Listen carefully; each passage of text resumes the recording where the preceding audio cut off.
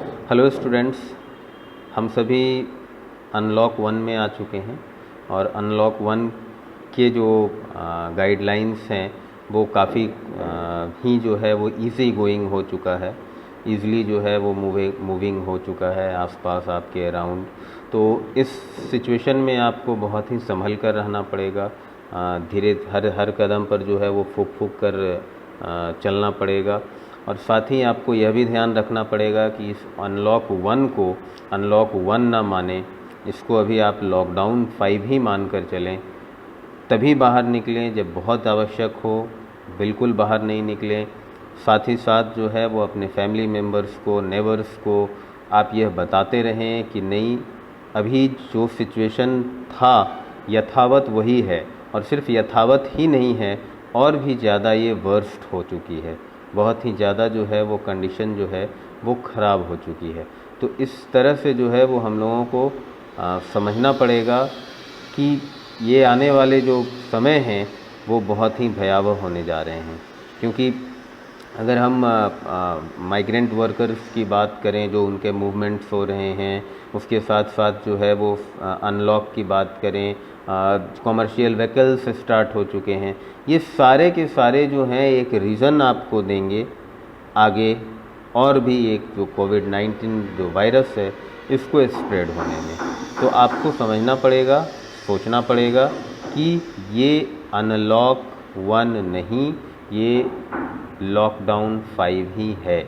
और आपको घर में आप रहिए, सुरक्षित रहिए, अपने फैमिली को सुरक्षित रखिए, हर तरह से ठीक ठाक रहिए। अब हम बात करते हैं कि आज हमारा टॉपिक क्या होगा और कैसे हम इसको आगे लेकर जो है वो बढ़ेंगे। तो आज के टॉपिक की जब हम बात करते हैं तो डिस्लेक्सिया ये हमारा आज का टॉपिक होगा, जिसको हिंदी में अपपठन कहते हैं, यानी पढ़ने लिखने में कठिनाई। तो इसी पर हम लोग आज चर्चा करेंगे। इसी को जो है वो हम लोग देखेंगे कि किस प्रकार से जो है वो डिस्लेक्सिया क्या होता है। इसके साथ साथ हम यह भी देखेंगे कि क्या इसके फेजेस हैं, क्या इसके साइन हैं पता लगाने के लिए कि कैसे पता लगाए जा सकते हैं डिस्लेक्सिया को।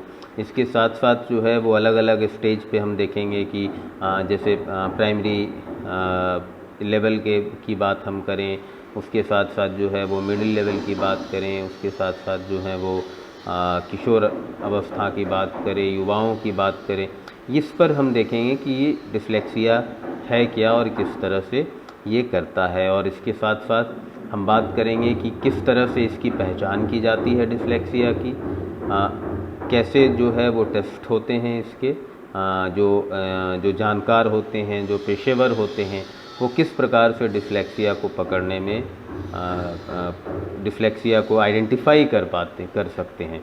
और उसके बाद हम देखेंगे कि डिस्लेक्सिया का क्या इलाज है, किस तरह से इसका हम इलाज कर सकते हैं, और कैसे हम डिस्लेक्सिया से जो पीड़ित बच्चे हैं उसकी हम देखभाल हम करेंगे या कर सकते हैं।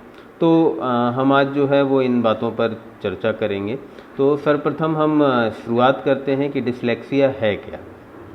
डिस्लेक्सिया पढ़ने लिखने से जुड़ी एक खास निःशक्तता है। आप जिसका जो असर है वो पढ़ने और भाषा समझने में होता है, उस पर पड़ता है। यानी ये ऐसी विकलांगता है, विकलांगता का हम शब्द का प्रयोग नहीं कर सकते, हम निःशक्तता का प्रयोग कर सकते हैं कि ये एक ऐसी निःशक्तता है जो कि जिसका पढ़ने और भाषा को समझने में कठिनाई महसूस होती है। और जो इस डिस्लेक्सिया से जो पीड़ित बच्चे होते हैं उन्हें स्पेलिंग लिखने में, उसके साथ साथ बोलने में, ये सभी जो है वो इनकी कठिनाई होती है, इन्हें कठिनाई का सामना करना पड़ता है। लेकिन डिस्लेक्सिया जो है वो बच्चों में जो डिस्लेक्सिया है वो अन्य किसी जो कौशल है उसको प्रभावित नहीं करता। यानी कहने का मतलब ये है कि डिस्लेक्सिया के कारण जो बौद्धिक स्तर है, यानी जो मेंटल एबिलिटी है बच्चों की, उसके जो समान स्तर है उससे उसका कोई लेना देना नहीं है। अर्थात कोई बालक अगर डिस्लेक्सिया से पीड़ित है, यानी वो बोलने में कठिनाई है, उसे पढ़ने में कठिनाई हो रही है, पढ़ने में उसे कठिनाई हो रही है, तो इसका मतलब ये नहीं कि उसकी आईक्यू लेवल कहीं से भी कम है, कहीं से भी उसकी आईक्यू लेवल में गिरावट आ रही है। नहीं, इसका मतलब कतई ये नहीं है। आईक्यू लेवल एक अलग स्तर पर है बच्चे का, उससे वो डिस्लेक्सिया में कहीं से भी कोई भी प्रॉब्लम नहीं आता है। और जब हम बात करें कि कुछ बच्चों में इसकी गंभीरता हम बच्चों में अलग अलग हो सकती है, डिफरेंट स्टूडेंट्स में जो है वो डिफरेंट तरह की बातें हो सकती है। कुछ बच्चों को पढ़ने लिखने में कठिनाई आ सकती है, कुछ को नए शब्द और अर्थ सीख नहीं पाते हैं, कुछ ऐसे भी हैं जिन्हें व्याकरण या नई भाषा को सीखने में समझदारी आती है। अलग अलग चीज़ें से के कारण हो सकते हैं, अलग अलग फेज जो है इसके हो सकते हैं, यानी हर बच्चे में जो है वो अलग अलग डिस्लेक्सिया के कारण को गिना जा सकता है, बताया जा सकता है। कुछ ऐसे भी बच्चे होते हैं जिन्हें भाषा को समझने में कठिनाई होती है, पढ़ाई लिखाई में वो पिछड़ जाते हैं इसके कारण से, क्योंकि वो जब समझ नहीं पाते हैं भाषा, जो कम्युनिकेशन जो होना चाहिए जो टीचर के साथ, जो पीयर ग्रुप्स के साथ, जो अपने मित्रगण के साथ जो एक संवाद होना चाहिए, तो उस संवाद को कहीं ना कहीं वो नहीं कर पाते हैं और उस कारण जो है वो पढ़ाई लिखाई में वो पिछड़ जाते हैं। अब हम बात करते हैं कि डिस्लेक्सिया के क्या चिन्ह हो सकते हैं, इसके क्या लक्षण हो सकते हैं, कहाँ पर क्या कठिनाई आ सकती है कि जिससे हमें पता लगे कि बच्चे में जो है वो इस तरह के की चीज़ें भी हो सकती है। तो सर्वप्रथम हम जब बात करते हैं प्री स्कूल की, यानी पूर्व प्राथमिक विद्यालय की अगर हम बात करते हैं, तो बच्चों को ये इन कठिनाइयों का सामना करना पड़ सकता है। जैसे अक्षरों और शब्दों को पहचानने में असुविधा हो रही हो, अक्षरों को ध्वनियों से जोड़ने में असुविधा हो रही हो, नए शब्द सीखने में असुविधा हो रही हो, उसके साथ साथ वर्णमाला, अंक, ये सभी चीज़ों को समझने में, बोलने में परेशानी हो रही हो। बोलने में भी जो है वो कभी कभी बच्चे जो हैं वो झिझकते हैं। उसके साथ साथ जो राइमिंग वर्ड्स जो होते हैं, यानी तुकांत कविताएं या तुकांत शब्द जो होते हैं, तो यहाँ भी जो है वो डिस्लेक्सिया का एक कारण बन सकता है, कठिनाई हो सकती है। और लयबद्ध शब्द बनाने में, इस तरह के शब्दों को के चयन में, निर्माण में डिस्लेक्सिया का एक कारण जो है वो हो सकता है। इसके साथ ही साथ अगर हम मिडिल स्कूल की बात करें और प्राइमरी स्कूल की अगर बात करें, प्राइमरी स्कूल और मिडिल स्कूल की बात करें, तो बच्चों को कठिनाई आ सकती है। अब जैसे तथ्यों और अंकों को याद करने की बात हो, साफ लिखने में या पेंसिल को पकड़ने में, क्योंकि ग्रैप्स करने की जो ग्रैप करने की जो कैपेसिटी है वो भी कहीं ना कहीं बच्चों की जो है वो प्रभावित होती है। कविता या कविता की लाइनों को याद करने में, अक्षरों को पहचानने में, तो ये सभी चीज़ें आ सकती है, में कठिनाई आ सकती है प्राइमरी और मिडिल स्कूल के लेवल में। शब्दों की स्पेलिंग को सही से बोलने में, बोलने के लिए सही शब्दों का चयन करना, निर्देशों का इशारों को समझने में, निर्देशों एवं इशारों को समझने में, ये इसमें चीज़ें आ सकती है, ये इसमें कठिनाई जो है वो आ सकती है। नई भाषा सीखने में कठिनाई आ सकती है, क्योंकि जब प्राइमरी स्कूल की जब हम बात कर रहे हैं तो प्राइमरी और मिडिल स्कूल का जो एक ऐसा फेज़ होता है जहाँ पर बच्चे नई भाषाएं भी सीखते हैं, नई भाषाओं का भी उनका विकास होता है, तो वहाँ पर भी इनको जो है वो कठिनाई आती है। गणित के सवालों को हल करने में भी कठिनाई आती है, लेकिन इसका मतलब ये नहीं कि अगर कोई बच्चे गणित का सवाल हल नहीं कर पा रहे हैं तो उसे डिस्लेक्सिया है। नहीं, उसके लिए आपको समझना पड़ेगा, उसके लिए आपको कुछ शोध करने पड़ेंगे, उसके लिए आपको अध्ययन करना पड़ेगा कि वाकई में इस बच्चे के अंदर डिस्लेक्सिया का गुण है या किसी और कारण से जो है वो गणित के सवालों का को हल ये नहीं कर पा रहे हैं। इसके बाद जब हम चलते हैं कि किशोर और युवाओं में क्या क्या समस्याएं हो सकती है, तो इनमें भी तकरीबन कॉमन समस्याएं हैं बच्चों की तरह ही, जो कि प्राथमिक विद्यालय के बच्चे हैं या फिर जो एलिमेंट्री स्कूल के जो बच्चे हैं, तो ठीक उसी तरह से जो है वो इन किशोरों में भी आ सकते हैं। जैसे सहज ढंग से पढ़ने में या ज़ोर से पढ़ने में इन्हें कठिनाई हो सकती है।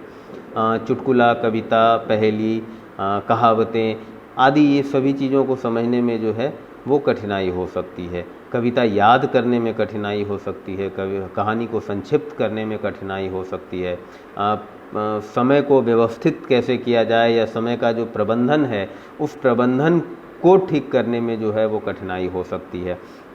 साथ ही साथ जो है वो गणित की समस्याओं को भी हल करने में इन्हें प्रॉब्लम होती है। तो ये सारी चीज़ें जो है वो कठिनाई आ सकती है किशोरावस्था में और युवा अवस्था में। अब हम बात करते हैं कि इसकी पहचान जो है वो कैसे हो सकती है। तो सीधी सी बात है कि कोई एक व्यक्ति, अभी भी मैंने कहा कि कोई एक व्यक्ति जो है वो इसकी पहचान अकेला टेस्ट करके नहीं कर सकता है। इसके लिए जानकारों और पेशेवरों की एक टीम चाहिए, उनके लक्षणों का ये टीम आकलन करती है। अब जैसे देखिए, इससे पहले मैं एक चीज़ और मैं बता देना चाहता हूँ कि ये जो डिस्लेक्सिया है इसमें बहुत सारे ऐसे कॉमन लक्षण भी होते हैं जो डिस्लेक्सिया से पीड़ित नहीं भी हैं बच्चे, तो उनके पास भी ये लक्षण आ सकते हैं, उनके पास भी ये चीज़ें जो है वो आ सकती हैं। तो यहाँ पर जो है वो एक टीचर होने के नाते या एक अभिभावक होने के नाते या एक एडमिनिस्ट्रेटर होने के नाते आपको समझना पड़ेगा कि कौन से लक्षण जो है वो आम बच्चों से अलग हैं, और आम बच्चों में भी ये लक्षण हो सकते हैं। तो वो उसका कारण क्या डिस्लेक्सिया है या अन्य कारण है। जैसे मैंने अभी ऊपर कहा कि गणित की समस्याओं को हल करने में असुविधा होती है, तो क्या गणित की समस्याओं को हल करने में डिस्लेक्सिया के कारण से असुविधा होती है या आपके अंदर कोई खामी ही है, यानी आप अच्छे से टीचिंग स्ट्रेटेजी नहीं बना पा रहे हैं, अच्छे से आप टीचिंग मेथोडोलॉजी का प्रयोग नहीं कर पा रहे हैं, बच्चों को जो माहौल चाहिए, जो वातावरण चाहिए वो नहीं मिल पा रहा है, जो पीयर ग्रुप लर्निंग चाहिए वो नहीं मिल पा रहा है, को करिकुलर एक्टिविटीज़ के थ्रू हो सकता है वो सीख जाए, बहुत सारे ऐसे इंटरेक्टिव TLMs होते हैं तो उससे वो सीख जाए, बहुत सारे ऐसे वीडियोज़ के प्रेजेंटेशन के माध्यम से शायद सीख जाए वो बच्चा। तो ऐसा नहीं है कि हर चीज़ को आप जितने भी अभी मैंने ऊपर अलग अलग स्टेजेस में अलग अलग बात की, अलग अलग कठिनाइयों की बात की, तो ये सभी के सभी जो हैं वो डिस्लेक्सिया का ही कारण हो सकता है, ऐसा बिल्कुल नहीं है। कहीं भी हो सकता है कि आपका जो आकलन है, आपका जो एनालिसिस है, आपके जो असेसमेंट है वो गलत भी हो सकते हैं। कहीं से भी ये प्रूवन नहीं है कि ये सारी चीज़ें ही डिस्लेक्सिया का ये डिस्लेक्सिया ही हो सकता है ये। इसीलिए मैं कह रहा हूँ कि एक अकेला व्यक्ति जो है वो इसकी टेस्ट की पहचान नहीं कर सकता है। इसके लिए जानकारों और पेशेवरों की टीम जो है वो क्या करती है कि बच्चों के लक्षणों का आकलन करती है कि क्या वो कर रहे हैं, जो ऊपर जो कुछ जो लक्षण हमने बताएं, जो कुछ जिसमें की कठिनाइयाँ हो रही हैं तो उसके आकलन करते हैं। और भी लक्षणों में जो है वो कुछ बातों को रखा जाता है, कुछ चीज़ों को रखा जाता है कि पारिवारिक और मेडिकल इतिहास क्या है, इनके पढ़ने और लिखने का कौशल में क्या प्रॉब्लम आ रहा है, दृष्टि और सुनने की क्षमता में तो कुछ प्रॉब्लम नहीं है, यानी हो सकता है कि वो बच्चा सही से सुन नहीं पा रहा हो और हमें लग रहा है कि वो उसे पठन समस्या है, क्योंकि आपके वो इंस्ट्रक्शन को सही से फॉलो नहीं कर रहा है, आपके और उसके बीच की जो संवाद है, जो कम्युनिकेशन है वो नहीं हो पा रहे हैं। तो ये भी प्रॉब्लम जो है वो आ सकती है। ये भी प्रॉब्लम जो है ये हो सकता है डिस्लेक्सिया के कारण, लेकिन डिस्लेक्सिया से इतर भी ये चीज़ हो सकता है। तो ये जो जानकारों और पेशेवरों की टीम है वो इन चीज़ों पर ही जो है वो आकलन करती है, इन लक्षणों पर आकलन करती है, और तब जाकर जो है वो यह पहचान करती है कि डिस्लेक्सिया ही से है या किसी और कारण से है। और कभी कभी जो है वो ऐसा भी होता है कि किसी अन्य समस्याओं के ग्रसित के कारण जो है वो ये जो निःशक्तता है वो उभर कर सामने आती है, लेकिन असल में ये कोई और कारण होता है इस निःशक्तता का, या इस तरह के जो केसेस होते हैं उसमें जो देखे जाते हैं, तो अन्यतः जो एक एक्टिविटी होती है वो किसी और कारण से भी हो सकते हैं। लेकिन जब मेडिकल टीम या जो जानकार हैं या जो प्रोफेशनल टीम है वो जब पूरा आश्वस्त हो जाती है कि नहीं this is the dyslexia, that's why child जो है वो इस तरह के बिहेवियर कर रहे हैं, इस तरह की का जो है वो बातें कर रहे हैं, तब जाकर जो है वो इसकी बातचीत के समस्या से समाधान करके और वो फिर लेकर आते हैं कि अब इसका इलाज कैसे किया जाए, किस तरह से उससे बचा जाए। तो देखिए इसका जो विशिष्ट शैक्षिक जो पद्धतियों और तकनीकों के तौर पर जो है उसको अपनाते हुए इसका इलाज जो है वो शुरुआती में अगर वो ये मतलब पूरा का पूरा जो एक बेसिक स्टेज जो होता है, जब वहाँ ये पकड़ा जाता है तभी इसका जो है वो इलाज हो सकता है, इसे निजात दिलाया जा सकता है। लेकिन जब ये मैच्योरिटी के लेवल को पकड़ लेता है, जब ये पूरे के पूरे परिपक्व हो जाता है, तब कहीं ना कहीं इसका इलाज करना संभव नहीं हो पाता है। यानी ये लॉन्ग टर्म पे चला जाता है। ये आपको किशोरावस्था में और युवा अवस्था में की बात कहें और वो आगे तक जो है वो चलता चला जाता है। लेकिन जब हम चीज़ों में जब हम पकड़ लेते हैं तो कुछ ऐसे इंटरफेरेंस हैं, कुछ ऐसी चीज़ें हैं जो कक्ष में हम इस्तेमाल कर सकते हैं। तो उसके बारे में भी हम देख सकते हैं कि कैसे हम इससे चीज़ें जो हम लेके आ सकते हैं। अब जैसे हम बात करें कि वैकल्पिक शिक्षण तकनीकें हैं, तो जो एडिशनल जो टेक्निक्स हैं, टीचिंग टेक्निक्स हैं या फिर जो ऑप्शनल टीचिंग टेक्निक्स हैं, उसका प्रयोग जो है वो किया जा सकता है। शिक्षक और विशेष शिक्षा से जुड़े जो विशेषज्ञ होते हैं वो सीखने के जो वैकल्पिक तरीके होते हैं उसका ये इस्तेमाल करते हैं। अब जैसे उदाहरण के लिए हम इसमें ले सकते हैं कि पाठों को ऑडियो टेप के ज़रिए याद करा देते हैं, पढ़ते हुए अक्षरों के आकारों को स्पर्श तरह से वो मतलब स्पर्श करके वो महसूस करवाया जाता है। तस्वीरों और चित्रों के मदद से जो है वो शब्द बनवाए जाते हैं। अभ्यास किया जाता है, जो वोकेबलरी है उसके बार बार रिपीटेशन करवाए जाते हैं, ताकि ये सभी जो ऑप्शनल जो टीचिंग टेक्निक्स हैं इस पर काम किया जा सके और वो बच्चा जो है वो ज़्यादा जल्दी से जल्दी अच्छे से अच्छे सीख सके। तो ये मतलब एकदम इनिशियल जो है वो हस्तक्षेप है। आप इसे कहिए कि एकदम शुरुआत में जब हम पकड़ लेते हैं कि हाँ इस तरह की चीज़ें हैं, तो धीरे धीरे एक ट्रैक पर ठीक होने के लिए बात आती है। ऐसे भी मेडिकल की अगर हम बात करें तो कोई भी बीमारी हो, किसी भी प्रकार की जो डिजीज़ होती है, तो वो डिजीज़ के अगर स्टार्टिंग फेज़ में अगर वो प्रॉब्लम पता चल जाती है, फिर जो है वो हमें उसे कंट्रोल करने में, डॉक्टरों को उसे कंट्रोल करने में, जो मेडिकल टीम होती हैं उसे कंट्रोल करने में आसानी होती है। उसके बाद जो है वो फोनेटिक्स का इस्तेमाल करते हैं। जैसे हम सभी आईसीटी को जानते हैं, हम सभी आईसीटी की क्रियाकलापों को जानते हैं। तो फ़ॉन्ट्स, विभिन्न फ़ॉन्ट्स की बात हम करते हैं।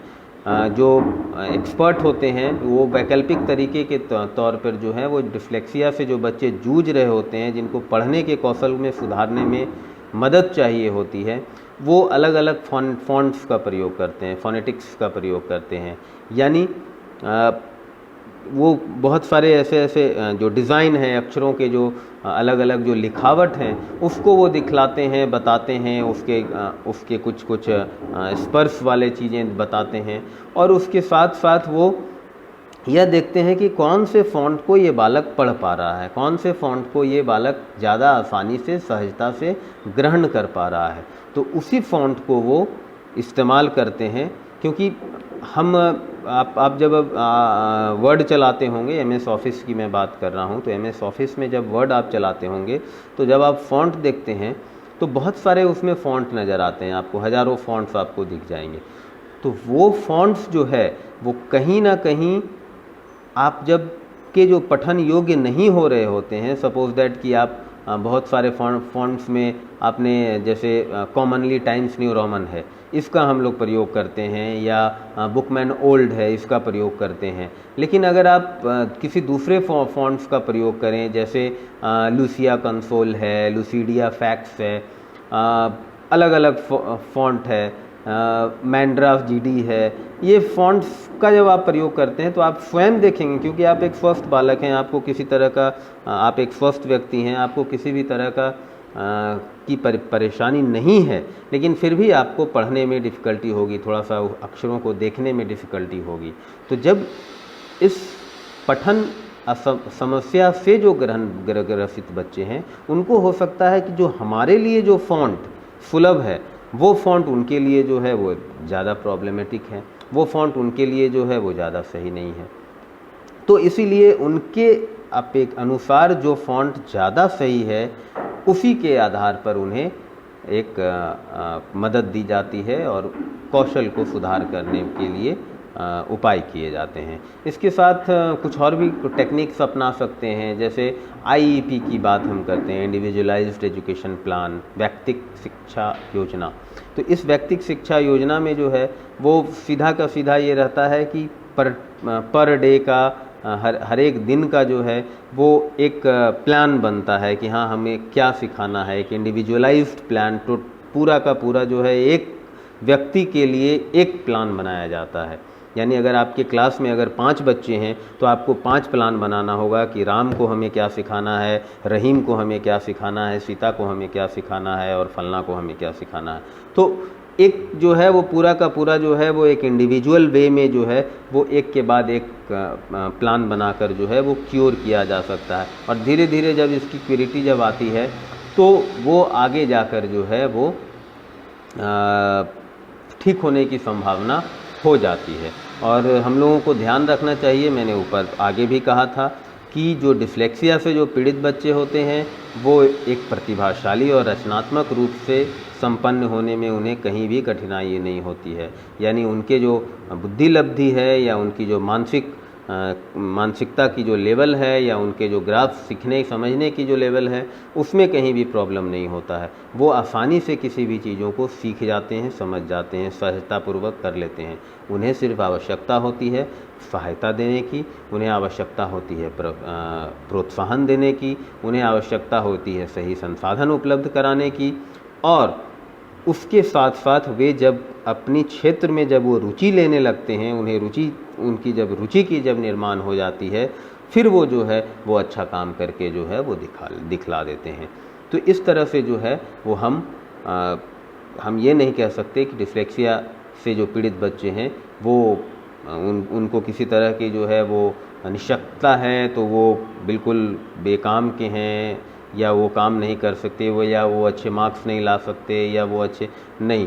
बहुत सारी चीज़ें हमने वृद्धि और विकास में भी कहा था कि एक साइड का जो डेवलपमेंट है वो दूसरे साइड के डेवलपमेंट को प्रभावित करता है।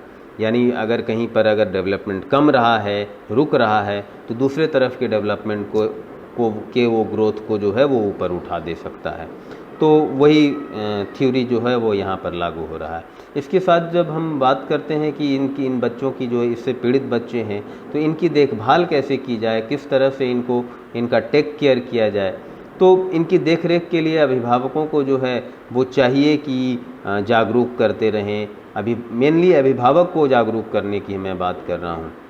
बच्चे तो बच्चे हैं ही, या जो डिस्लेक्सिया से पीड़ित जो चिल्ड्रन हैं वो तो हैं ही वहाँ पर, लेकिन बच्चों के साथ साथ उनके अभिभावक को भी जागरूक करने की आवश्यकता है। उन्हें यह बताने की आवश्यकता है, उन्हें यह ज्ञान देने की आवश्यकता है, जानकारी देने की आवश्यकता है कि ये कोई बहुत बड़ी बात नहीं है, ये हो सकता है। उनको मोटिवेट करने की जागरूकता आवश्यकता है। क्योंकि देखिए जब भी आप सबसे पहला आपका स्कूल जो होता है वो घर होता है, और घर में ही जब माँ बाप या कोई भी जो आपके जो नियर एंड डियर वन हैं वो जब आपको ओवरलुक करना शुरू कर देते हैं तो फिर आपका मनोबल और नीचे गिर जाता है। तो उस मनोबल को उठाए रखने के लिए यह ज़रूरी है कि आपके जो इर्द गिर्द जो आपके परिवार के जो सदस्य हैं, जो फैमिली मेम्बर्स हैं, उनको जो है वो समझाना चाहिए, जागरूक करना चाहिए कि अगर आपके परिवार में कोई डिस्लेक्सिया से पीड़ित है तो उसकी देखभाल कीजिए, उससे कतराइए नहीं। वो बहुत आगे तक बढ़ सकता है, वो बहुत ही प्रतिभाशाली हो सकता है और आगे बहुत चीज़ कर सकता है। तो ऐसा नहीं है कि डिस्लेक्सिया हो गया तो उसकी ज़िंदगी जो है वो समाप्त हो गई, उसमें कहीं ना कहीं जो है वो कोई जीने की आस ही नहीं रही, ऐसा नहीं है।